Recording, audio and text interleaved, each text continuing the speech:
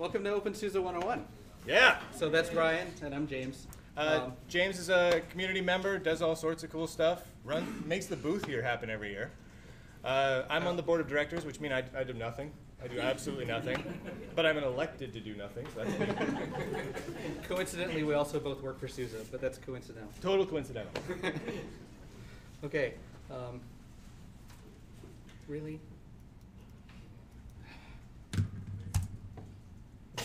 There we go.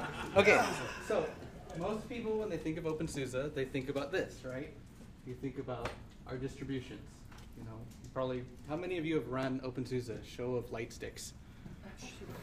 Nice. Nice. It's not bad. How many of you have run Leap? Okay, that's cool. How about Tumbleweed? Oh, you guys are hardcore. That's awesome. Yeah, Tumbleweed's my jam. Okay, but we try really hard to say that this isn't actually what openSUSE is about.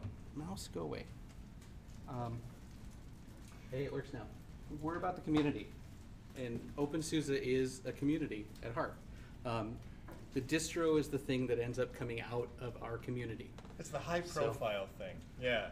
And we're a fun community. We're a loving community. That's why it's a heart. We love you guys. It's awesome. Just out of curiosity, James, what is our community slogan? What's our motto? Have a lot of fun. Have a lot of fun. Yeah. That's literally the community motto for a technology project building an operating system. Take that for what it is. I like it. So how do we get things done? Because a community of Linux people is like a herd of cats, right? Yeah. So, well, we as the community officially, we have members. You can join the community. You have to, there's a membership form somewhere on openSUSE site. Somewhere on there. Somewhere, there's a site about membership. And a member needs to show that they made some substantial contribution. That can be a lot of things. I think when I became a member 7 years ago, it was really? Thanks, Gnome.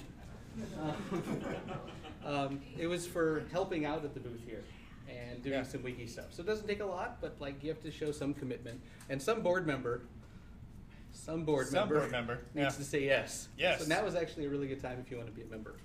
Now is a really good time. Yeah, because I had no standards whatsoever. So. The job of the membership as a core is to make the board.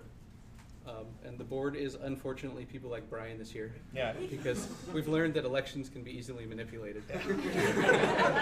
So in case you were wondering like how it works, so the board is a very small organization. There is one person that's the chairman of the board. That is the one. That's not yet? No. Okay. That's not yet. I'll talk to you about that later. So, there's the board. I know. The board is elected from the community. The board normally does a 2-year term, and the board handles all the stuff that the community can't handle on its own. They handle sticky stuff about trademarks and reuse and answering questions and dealing with arguments, but fundamentally it's the community that makes the decisions about how openSUSE products and tools are built.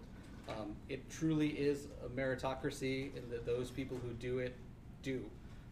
If you don't like the way something works on YAST and you make a pull request and it gets merged in, then you just change the behavior of YAST in the next version of Tumbleweed. Yeah. It's literally that straightforward. And it doesn't matter if I don't like it, because no one listens to me anyway. Yeah. Like literally, it's not even a meritocracy. It's like, yeah, it's the inmates running the asylum at all times. It's fantastic. Except for a few special things. Yeah, very special. And on the board is the chairman. A chairperson. The chairperson. I apologize. He's a man. A chairperson. Richard Brown is our chairperson. We don't know if he's a man or a woman, apparently. Yeah, so that's an appointed position from the primary sponsor of openSUSE, which is the SUSE Corporation. Is SUSE right now. He is SUSE, and so he kind of acts as like the liaison between openSUSE and SUSE. It's almost like he's a bridge between openSUSE and SUSE. Oh my gosh! Nicely done. I should get you to do all my slides. This is great. Except there's always a hiccup at the beginning. Yeah, it's fine. So Yeah, the chairperson is appointed by the largest sponsor of the project financially, so there is an incentive there, but it actually isn't written into the bylaws that that is SUSE in particular. It just happens to have coincidentally been SUSE. Yes, Do you have Adam? a question, Can Fedora? the chairperson be overridden by anyone, or does he have like ultimate veto? The chairman has one vote on the board. Yeah, the chairman doesn't really have any more power than like I have, which is scary.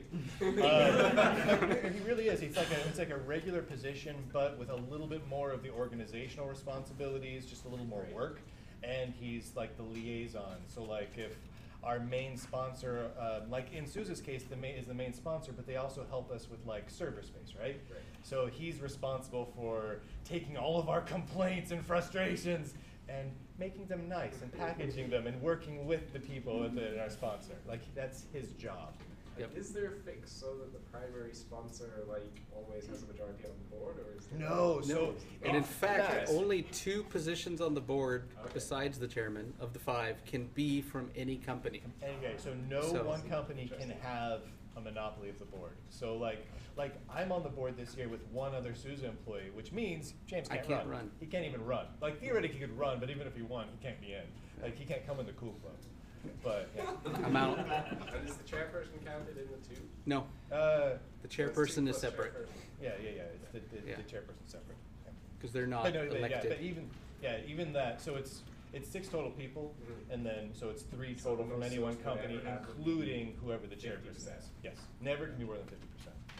And if there's a 50% deadlock, then we just like Thunderdome it. We just cage it until one person dies, and then yeah.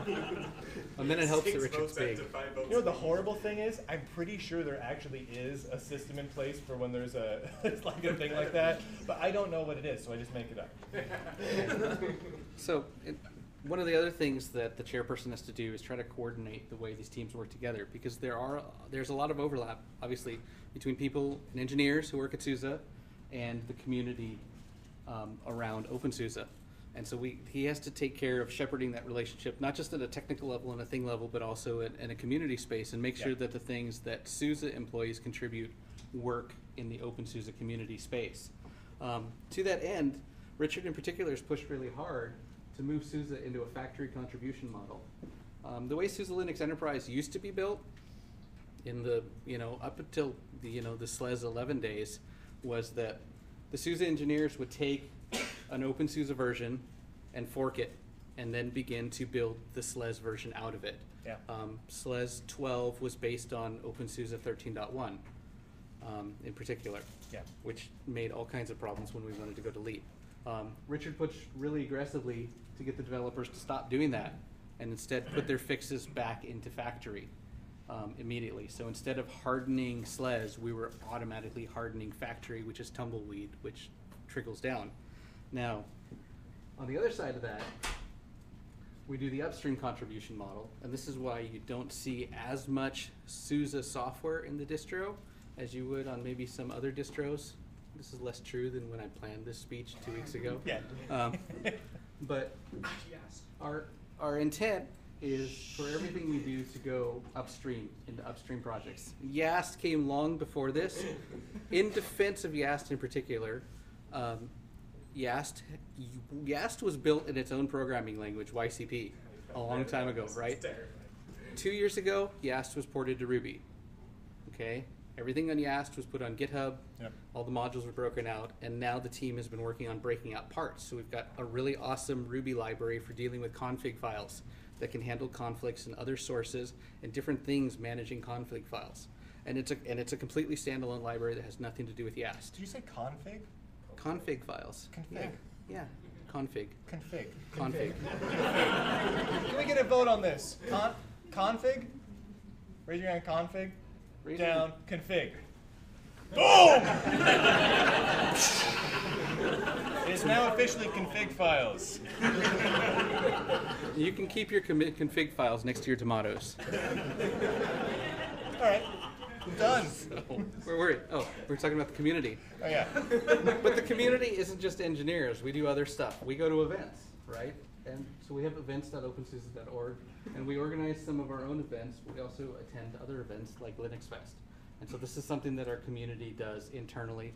I'm not on paid time right now. You are, but that's just because you just, whatever. I cheated. Yeah. I'm here because this is part of my responsibility to the community to do these events. But even on this, right, we are a group of engineers, so we have our own event managing software called Awesome, and that's the Awesome Possum. Right? So, yeah, really. So, If that's not enough to Can I get you shoot to use myself it. with this? Is there a bullet function? It's the awesome possum. and actually, Awesome is being used now, not just for our conferences, it's being used by GNOME Yep. for GWADEC, it's being used by KDE for Academy. Wait. Gnome or GNOME? GNOME? Whatever you say, Brian. Right. Oh, I'm going to lose on this one. Let's move on. I think I just lost that one big time. Recently, Postgres US used it for PGConf. And That's nice. And the openSUSE conferences, obviously. So that's another thing we do out of our community.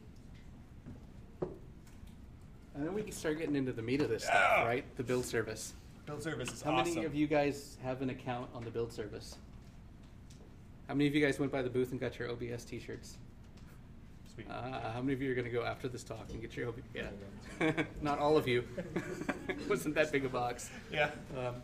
So the Open Build Service is a project that openSUSE has been working on for a long time. This used to be the openSUSE build service, and we fractured it out because we wanted it to be more open and available to other services.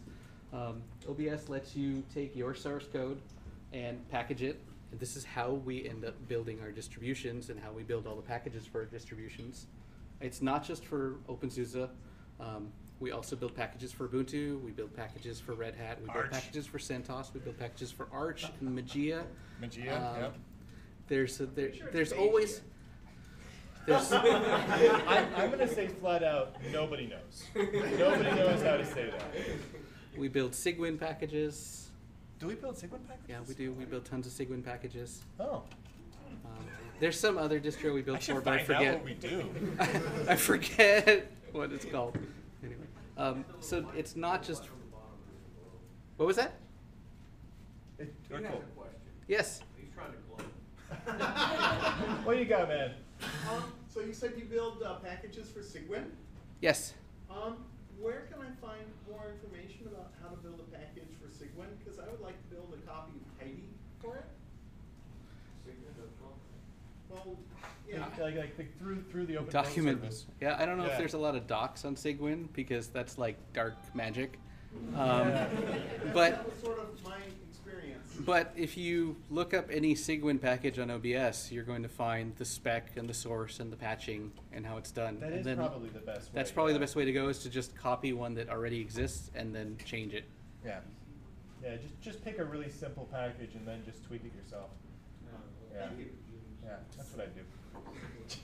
So that's a great way to build packages, but And not only does it build packages, but you can it'll build them and then provide you with a little repository for them. yeah. So it's really slick. So if you want to package your own piece of software, like if this guy, this beautiful Fedora-loving man here, wants to build an application that's like nothing but a picture of a talking hot dog, he could build that, put it in an open build service, and literally package it for every single platform that's supported, which is most of the main Linux platforms. He could build Beefy Miracle Yes.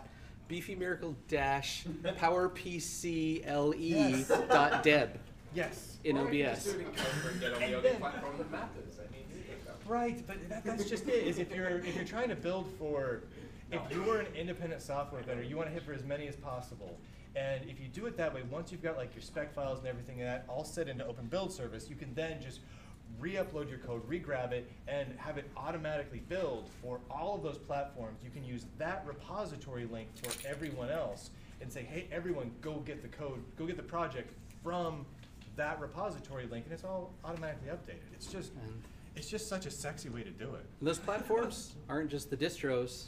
As I mentioned, it's also architectures. So x86, 64, 32-bit, ARM, 6, 7, Yes, if you want to build for Raspberry Pi, you can do that. PowerPC, PowerPC LE. It's awesome. And I think we are using QEMU now to even do Super H.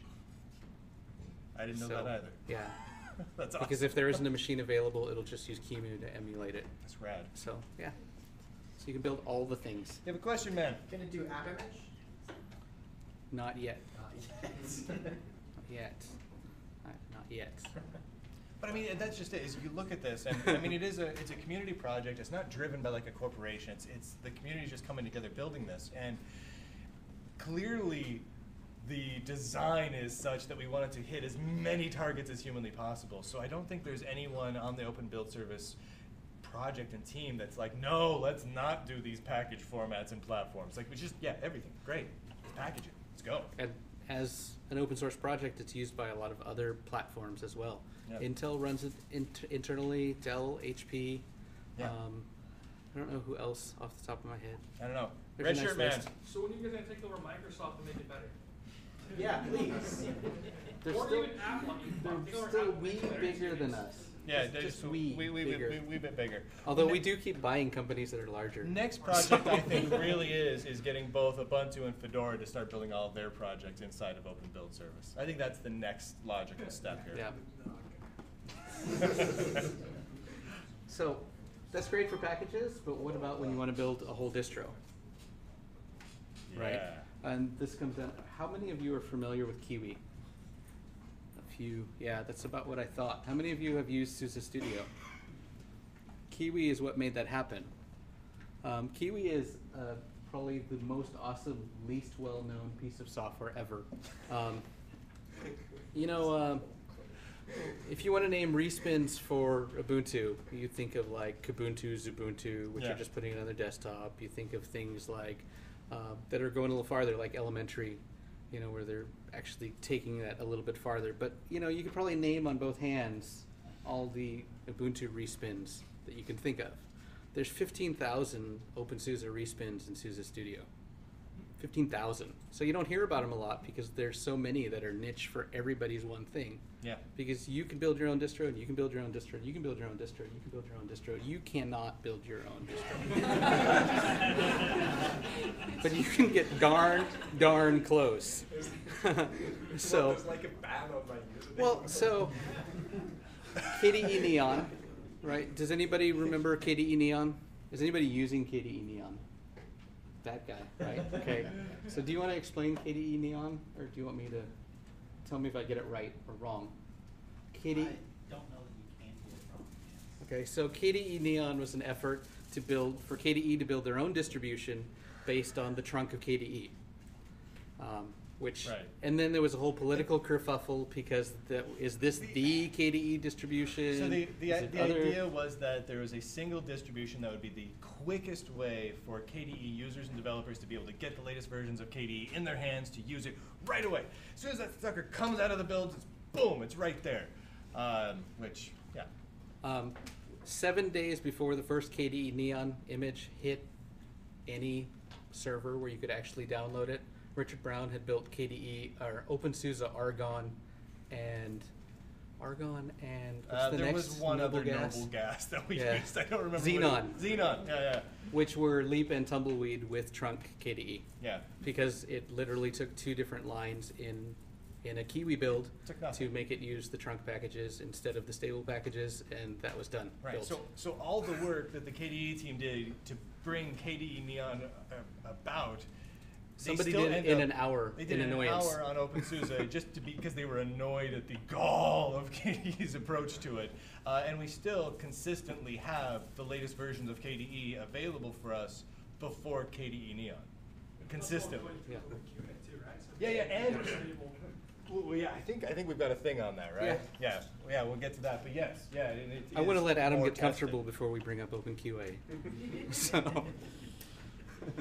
So Kiwi, an XML file, a tarball, and out comes an ISO, a raw disk image, an AMI, a VHD, a fixed size VHD for Azure, It's like 8, right? VMDK, an OVF, an OVA, a Docker file, a nested Docker file, This is true. a pre-install ISO, It's which is just a ridiculous. one-click install. I think that's it. Maybe there's more. Is that it? I think that's it. Is that all of them? Maybe. Yeah. Yeah. It's Maybe. ridiculous, man. So- Yes. But this is just SUSE based It's distros? You could do anything you with could. it. Yeah. I mean, we You we could. use openSUSE based for the base, but yeah, I mean, Yeah. theoretically, I mean, there's nothing stopping someone from coming in and saying, I'm gonna use Kiwi with like a Debian type. Actually, thing, in something. particular, it has formal support for CentOS and Debian. Does it have support for Yes. CentOS? Yeah. That's rad. We're awesome. So you can build CentOS for expensive Kiwi. Huh. Neener. Cool. So you built your distro, right? We have our community, we have our engineers. They put stuff upstream. They've made their Kiwi configuration, but we need to configure it. And again, this is our buddy. That's Yasti, by the way. He's an aardvark because he used to suck, but now he's just awesome. Wait, that's your take on aardvarks? Yeah. Yeah. He used to suck. Yeah, but that's now our he's take but on he's cute. aardvarks. So he's the logo for Yast. Yast is the setup tool. Yes, Yast is like the one project that is persistently only in SUSE and openSUSE projects, Yeah. not for lack of trying to get it other places. I have nothing to say about Yast. You have nothing to say about Yast at all. I don't really use Yast. Yast is Yast awesome, is but I cool. don't It really comes use along it. really quickly. I'm a It's- command liney dude. I don't think know. the dev has come along really fast since they've moved everything over to a programming language that more than 3 people know. That's been good. We did mention that, right? Yeah. Yeah, Yast used to be built in its own programming language. It's not anymore, so it's better. So I know just this last week they released support for trusted boot with the TPM modules, which is cool. Interesting. I don't. Does Fedora handle trusted boot through TPM? You'd have to ask Matthew Garrett. He's the guy Okay. who You don't knows all know? that stuff. I don't want to ask Matthew Garrett. He's going to lecture me about something. That's the trade-off. You ask Yeah, Matthew yeah, that's Garrett, it. you get a lecture. So we built I our wanna say package in yes, OBS. but- We funneled it through some Kiwi. We added a little Yast, and the last thing we need to do is test it and make sure it works. So we have openQA. Oh, look, even the Fedora guy likes openQA. I'm the openQA maintainer for Fedora. I run our entire I openQA. know. Yeah, It's OpenQA so is good rad. for testing distros that even other distros use it. Yeah. So openQA really is at its simplest core just a gigantically awesome automation framework for visually automating test suites. It's And we also use it- like the heaviest weight, most frightening way I've ever seen to run a test ever. Yeah, it's pretty intense. But the really cool part is the way we kind of integrate this, and it's a totally kind of cool approach. So like Tumbleweed, right? openSUSE Tumbleweed is a rolling distro, which means we're cranking out packages like gangbusters. We're just shoving them out into the world. But unlike some rolling releases, we want to make sure before we push packages out, they're fully tested. And we don't have a million monkeys to sit there pounding and testing on every random update to Firefox that gets shoved out there. So what we do is we have a huge number of test suites in openQA to do everything from testing just booting up and clicking on a thing and typing some commands and installing Firefox and launching it, moving a window around, just like simple things and sometimes more complex things. But then we've got these big suites we can run, and we're like, okay, so today is Tuesday. We've got a whole bunch of new packages coming in. Let's shove them out into the world really fast for Tumbleweed. But tonight, let's run the whole test suite under openQA and make sure it doesn't make everyone's computers explode in a horrible fiery napalm death before it goes public. Yeah. It's very, very delightful. So in that way, it's like a rolling release, except it's actually tested and usable and won't destroy everything. Yes? How long does the full test take to run? 7 million years. Actually, no, it's actually not too bad. No, it's like It's not bad. yeah. It doesn't even take days. I mean, There's a it's reason why we can only do 7 versions of Tumbleweed a week. 7 versions a week. Yeah. I mean, I think the full test suite is like 8 hours. right, but and we it's run it a twice. lot of tests. Do you know? I mean, I don't remember exactly how many it is, but it's a lot that we're Yeah. running. So Yeah, every If- stage of Yast. if we had to Every do it by major hand, desktop. it would take a QA team a whole month to do it, Yeah. and we do it in a night. And as we've kind of streamlined the loop of doing that in a continuous cycle, we're getting more and more tests come up. Yeah. It's obscenely heavyweight because it's not specific to anything. In its native behavior, it's running QEMU virtualization to boot up a machine. So it starts with an ISO and Or installs you the can run it on distro. hardware. You guys Or you could run it on hardware, Yeah. or you could run it in a Docker container, but whatever, that's And weird actually, and sausagey. it's simulating mouse clicks and Yep. simulating keyboard presses. I mean, it's and not comparing full screens. It's not just like running a script to install something. It's literally simulating the experience of someone sitting down and going, zipper install, like doing it all. Change in the screen. Yeah, screen differences Yeah, basically. we look at areas of screen for specific content, and there's then ways, if there's yeah. there's a hash that's performed against the screen on that area to look for a differential. That's interesting. Yeah. For So it works with. console commands, there's a more robust way of doing it, but for Yeah. graphical stuff, yeah. Yeah, for graphical stuff we do it like that. I mean, it basically lets us, go through. And it's great. It'll screenshot all the problems. So we're like, okay, 5 big errors came up, and well, let's just go in and just look at what those errors look like. So sometimes we need to sit down and reproduce them a whole bunch of different ways, but sometimes we just look at them and go, oh yeah, look, I did not install the theme. The theme's all dorked up. I know what I did wrong. Sometimes it's just as easy as that. Yep. And then they update free type, and you get to spend a week redoing everything. Yes. Well, there's a Never percentage, update and then- fonts is the moral of the story. No, I mean when we changed our font, it was a pretty small expected change, and it was just a matter of selecting all the tests and saying, It still okay, can be those are good now. It just takes a little bit. You just have to re-update So- screenshots. So how does that deal with our distros for Leap?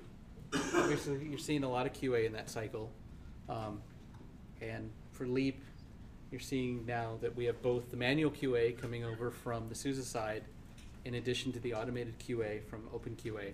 And so we're getting this really rock solid stable distro that's going to be with us for a long time and satisfy all the people that just want it to work and don't want it to change. So that's Leap. That's Leap. That's Leap. And for those of you who haven't been paying attention, we just changed the version numbering. So Leap was version 42 and is now going to be version 15 because we like to mess with people. We just leaped a different direction. We just leaped a different direction. We just leapt backwards by 20. It's not backwards, it's just a different direction. Which way is backwards on the compass? South! Oh. Can we have a vote on this one? But yeah. So basically, we end up having in the end 2 very different but oddly similar distributions, where one is just constantly rolling and constantly updated, and then there's Leap, which is just rock iron, just hard. Well, this was the eventual consequence of a lot of community work, and part of the community saying, I want it to go on my computer, I want it to stay on my computer, I want it to work, I don't want it to ever break. Yep. And then other people who say, The hell with it. I want the newest everything all the time, every day. Yep. Right? And we really wanted to do both.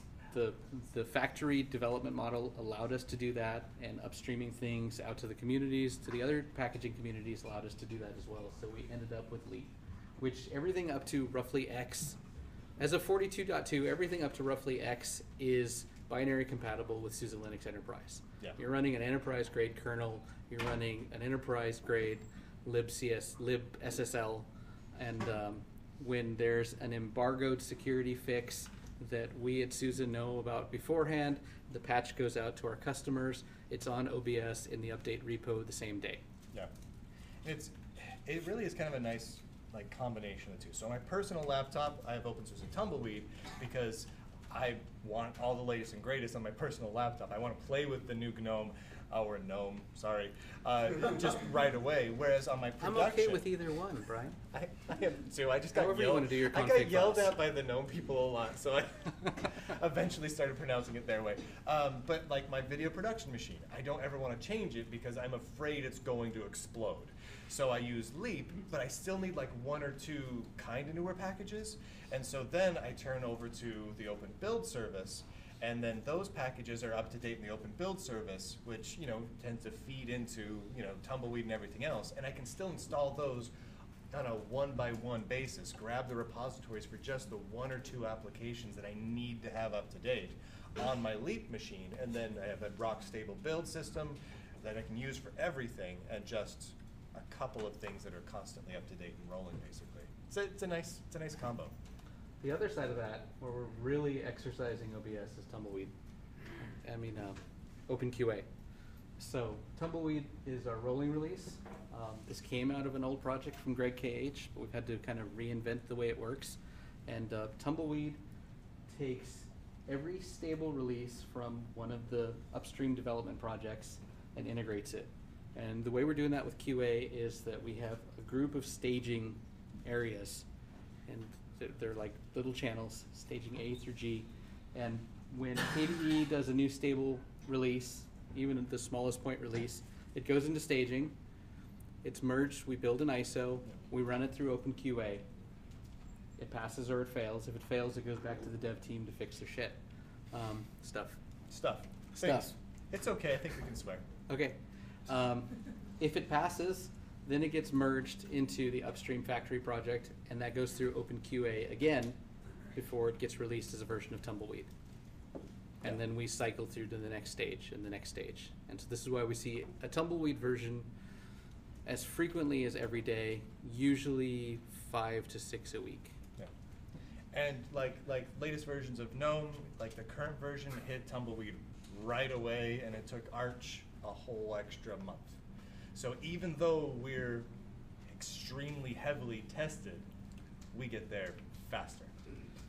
Somebody has a question. It's kind of inside baseball stuff, but did you say you're running, I guess, a subset of openQA tests on every commit to the package repository, or? No, when the develop project is ready for a release, they'll push it to staging. Oh, okay, And so this the change on dev is staging stage. triggers a build. How long does it take you to get an ISO out of the build system? Not long. Yeah, I don't have exact stats on that, but it's pretty fast.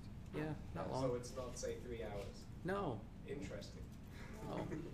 Okay, yeah, no, It's Inside baseball's fun. well, if all the build machines are busy and you're waiting. Yeah, but I mean, like, the if no, the everything- actual build. Yeah, it should be pretty fast.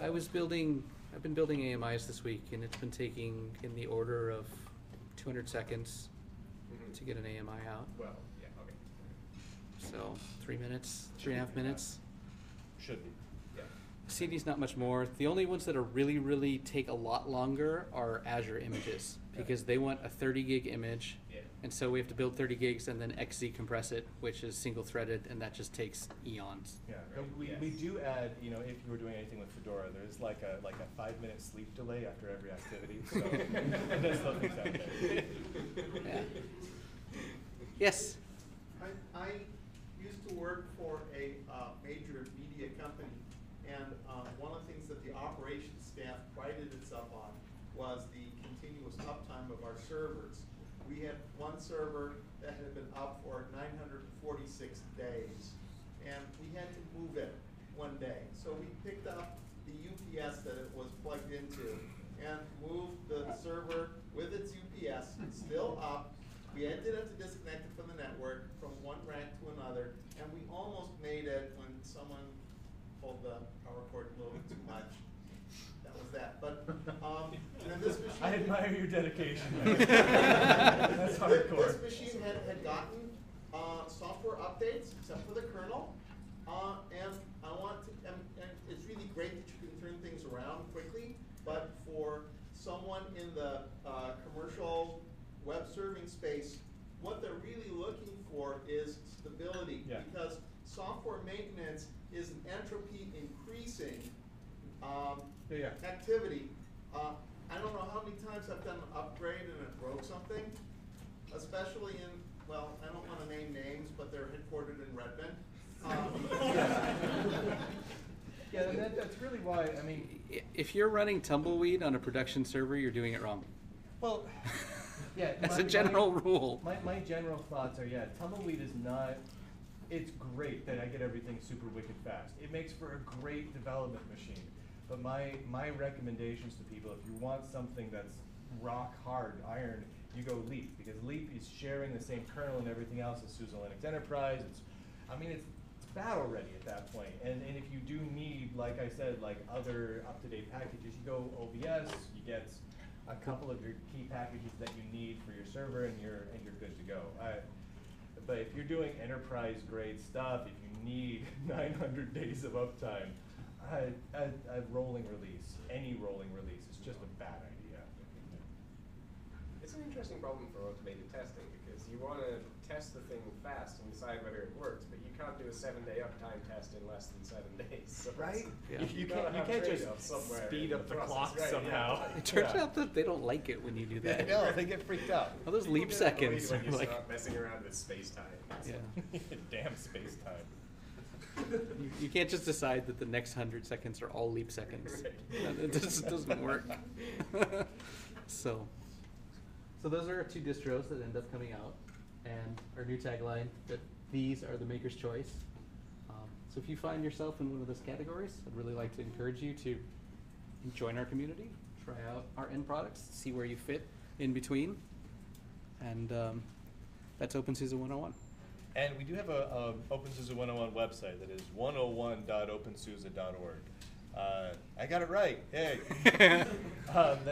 You know, if you want to get linked Wow, up that's with, like really green in here. That's with cool. mentors, with how to contribute to various projects, that's the place to do it. And I absolutely recommend it. It is a very, very cool, very welcoming, and very warm community. There you have it. It's pretty straightforward. Yeah, questions? Not my question to relay. Question in the corner. I Oh. was curious, when is Leap or Tumbleweed going to be gaming ready? Would Wait. you like to play games on Well, them? so Gaming I run Steam and everything else on my Tumbleweed distro right now. It's fantastic. I meant like WoW or anything like that. Like World of Warcraft? Yeah. When will it play World of Warcraft for Windows under openSUSE Tumbleweed? Are you asking me? I don't play World of Warcraft, but I was saying. So last I time I was on a Warcraft. conference call with Blizzard. I don't freaking know. Last time I played World of Warcraft for the last time like 6 or 7 years ago under Wine. I don't remember what distro I was even using at the time, but it played fine. I don't know. Caleb, can you I don't wave know, your wand? man. Can you wave your wand? So that's Caleb back there waving his wand. He'll be at the openSUSE booth a lot, and he's just playing games on openSUSE all the time. Yeah. So he is our resident gaming expert. Yeah, gaming on openSUSE isn't any more of a problem than gaming on Debian or gaming on Ubuntu or gaming on Fedora if you're really crazy. But Actually, Sorry, man. I think Leap has made it a little better because of the NVIDIA drivers and the way that Oh, we yeah. do the NVIDIA drivers. But I mean, even so, I mean, there are inherent issues, I mean, with gaming on Linux in the current day and age, but I think it's the same issues for all Linux distributions at Yeah, this point. I would agree. It's not a very distribution specific. Yeah, we have things to overcome. I mean, when we're talking about like Wayland, there's other issues to overcome, but it's not like there's any one distro that's better or worse than others on that. Like honestly, installing Steam, like I mean, because most people who play games use Steam, right? I mean, Yeah. I mean, it just is it's a for better or worse, it just is. But most you're gonna get it installed on openSUSE or Fedora or Ubuntu. It's gonna run very comparably from what I've seen. You man. I asked you this question on your AMA. Did I ignore you when you? No, you actually answered me, but I think you're a little bit too new to answer the question. All right, give me the question. What do you got? At this point, we've come to a point with Tumbleweed where we're getting packages a lot faster than Arch. Yeah. And for whatever reason, everybody still seems to have some sort of weird love for Arch. What is it going to take, in your opinion, to switch those Arch people to Tumbleweed? Well, okay. So I don't want to begrudge anyone their distro of choice. Are Arch Yeah. users in here? So Arch is fine, right? I mean, Yeah. there's nothing. I don't dislike Arch at all. So I don't want this. Just like I don't dislike Fedora at all. They're I all- dislike they're all- Fedora, You actually. dislike Fedora. I gotta Arch be is honest, cool, I dislike but- Ubuntu, but the rest of it's fine. But here's the thing, though, is that it's whenever somebody asks for a rolling distribution, Yeah. the answer is almost ubiquitously. Well, Arch. they've been around the longest. There was a period of time when you referred to Linux, you meant Red Hat. I mean, and it's not for better or worse. I mean, SUSE has been around longer than Red Hat as a company, right? Slackware existed longer than both. But the reality is, it's at any given moment, different distros have different market share in terms of like, I guess not market share, but mind share. So back in like the late 90s, you We'll could get you go there. to Just a a sec. Circuit City or a Best Buy or wherever and see SUSE Linux and Red Hat Linux in boxes on store shelves. And you could find those two. And so for a time, it was kind of like when you thought Linux, you thought Red Hat, and then a runner-up SUSE for that period of time. And then as time went on, that kind of went away. And so when you thought desktop Linux, you didn't think Red Hat Linux anymore, or SUSE Linux, because you didn't find those boxes on store shelves anymore. And the people that were pushing it the most for a good couple of years was Ubuntu. So then now all of a sudden, Ubuntu becomes the one you think of when you think of Linux. In the rolling release space, Arch has had almost no real competition for a long time. Nowadays, they absolutely do. And I would posit that from a technical perspective, there are solutions to Arch that have more testing and are a little bit more stable and consistent. But for most people, they're comfortable with Arch. They're using Pac-Man. They know how to use Pac-Man. They like the fact that it's called Pac-Man. They like the fact that there's a little Pac-Man munching the dots when they install software, if they use the right flags. They like that. And so as long as it's working for them, they're not going to switch. Tumbleweed does meet all their needs. It totally does. Everyone here who's running Arch, if you switched over to Tumbleweed, you totally would be happy. Absolutely would. But unless there's a problem, they're not going to switch. So the next time Arch screws up real big and breaks Wayland and Xorg, yeah, we'll probably see yet another spike. Because that's just how that works. I think Arch has a really interesting niche. Arch took over from Gentoo, basically. Yeah. Gentoo or Gentoo? What do you think? Ooh, Gentoo, right? Yeah. Gentoo.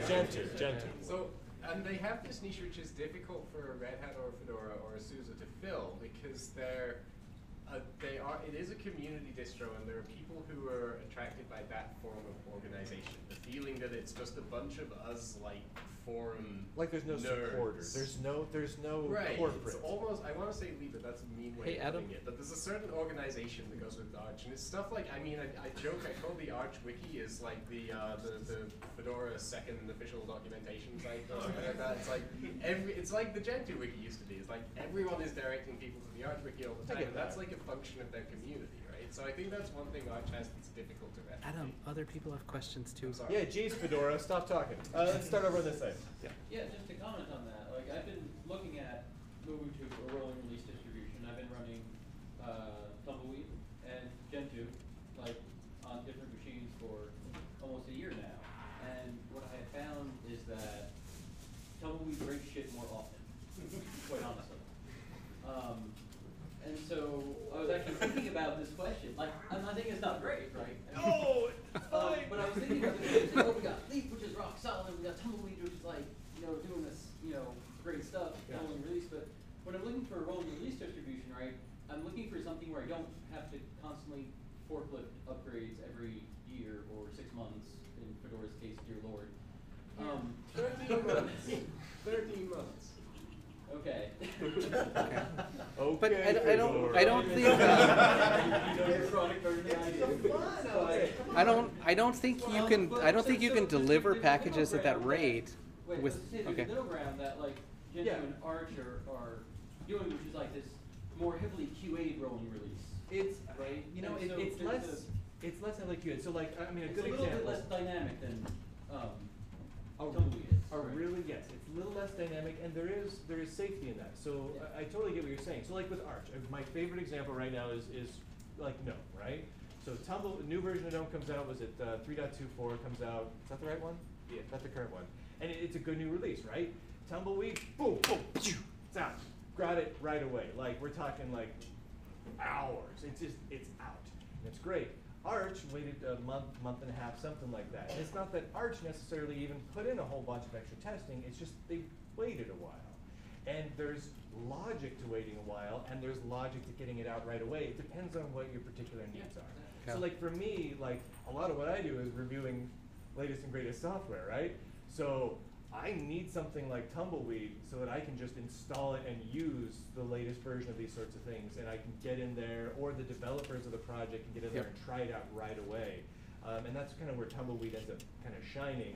Arch, they don't really have that extra QA process, but they do tend to go a little bit slower. So they are rolling, but not as heavy. They're Yeah. like a slow roller. Tumbleweeds. It's more like the difference between a race car and the Flintstones mobile. Both of them are driving, and they're both going to get there. But one of them is going slow. You're not wearing any shoes, and Barney Rubble's in the car. You know. Yeah. Just so you know, in terms of Arch, I think part of that delay is the You're fact not defending Arch, are you? No, I don't even run Arch, but It's fine. just so you know, Yeah. actually I'm more of a Gentoo person. But both Arch and Gentoo, they have the testing repository. Yes. And part of that delay is the testing repository first. So all the people who want to go faster will do it there. Maybe that's still not as fast as Tumbleweed a little bit, but faster than, I don't think it's a full month and a half till that's the testing rebuild. No, normally it doesn't take that long. This was just an odd case. Yeah. Which one's the next one? Right here. I was just going to address your question. To make Tumbleweed more attractive to Arch users, you'd have to get rid of the installer and make it a recipe. And you'd have to make your final product be text only. And then you'd have to make it take a week to get where you want to be. And really, it's a dumb question. Why do you need to make people go from one to another? Let them coexist. Yeah. Because they're Yeah. all contributing in No, different no, no. ways. My question wasn't making one go to the other. It was changing the perception. You know, the Now, that is perception a valid- is that Yeah. the rolling release is Arch. Yeah, You know, well, that's what it's a people brand. want. It's a branding issue. It's like Yeah. Kleenex. It's I like, think- I just want to blow my nose. I don't technically need Kleenex Right, brand right. things in my face, right? And- But I still say Kleenex. I think we're on the road there. And to the question about Tumbleweed, yeah, Tumbleweed is largely an automated process and it moves really fast. And the extent there are going to be lumps. That being said, Richard Brown has a tradition of, at the beginning of every conference he goes to, updating his Tumbleweed. This is Tumbleweed, this is what I work on every day. Yeah. As a developer developing on these tools, I'd rather deal with the lumps that are in the new version than have an old version that isn't what I'm actually developing against. So that's where you got to live with. The advantage there is that as we automate that cycle, we free up dev time to build more tests. And people are building tests, and the repository of tests is growing, and the test suite breadth is growing, and the depth is growing, and we're, to the extent that other distros are writing tests too, that helps as well. There's going to be a critical line where the test coverage gets really good, and then it's a non-issue. Right. All right. Let's go him then you. All right, mine's quick, just on a different track. So I just went to 101.opensuse.org. Yeah. And I got a certificate issued, so I just wanted to check this out. There are that might actually be a hosting thing right now. I know we're changing there's some DNS things that we're changing right now, and Yeah. I don't know the status of that. So that might be a legit issue. That would be they're on currently fixing. status.opensuse.org. Yeah, if you go to status.opensuse.org, you can see a status of all the various services we have running and whatnot. That might actually be a real thing, because I know some things are moving right around. Yeah. Yeah.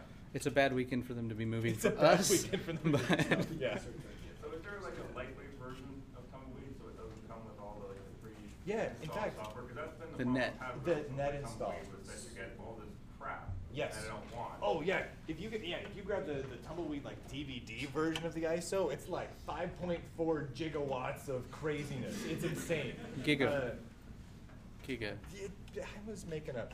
So yeah, get the net install, and then it's basically bare bones system, and then during the installer you just choose what templates you want to put on. And that's what drove me to Arch, Yeah. the fact that I Yeah. started off with a minimal system and just added what That's- I wanted. The That's net what I do installer with that is, install. depending on the day, between 80 and 100 megabytes.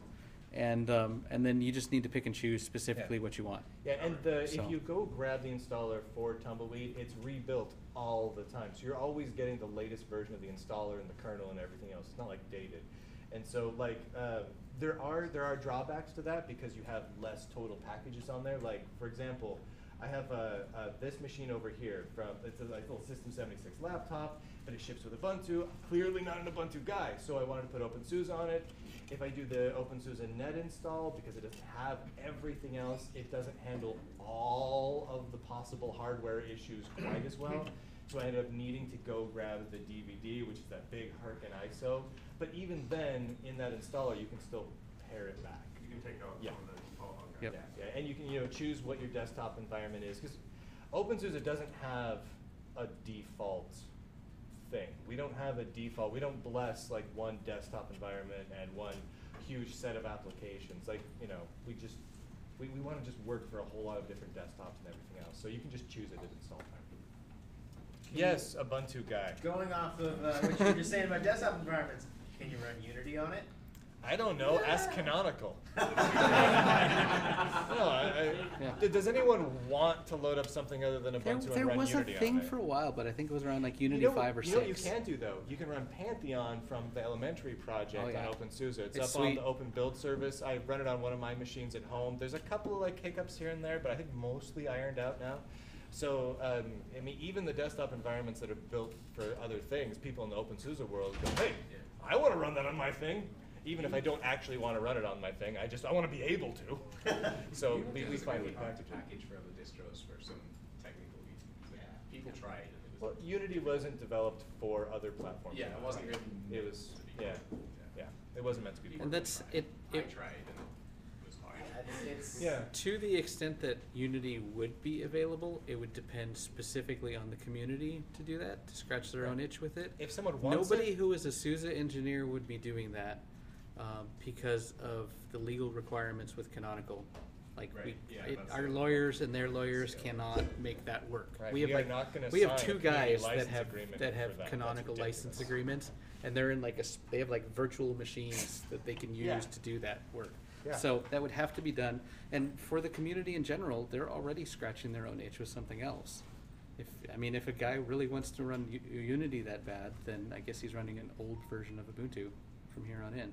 Yeah. So yeah, I mean that is the reality. It's very, very much those who want to do it make the decisions on where the distro goes. Like I was complaining at one point because I use terminal a lot, right? I don't use a GUI all that often. I just sit in my terminal all the time.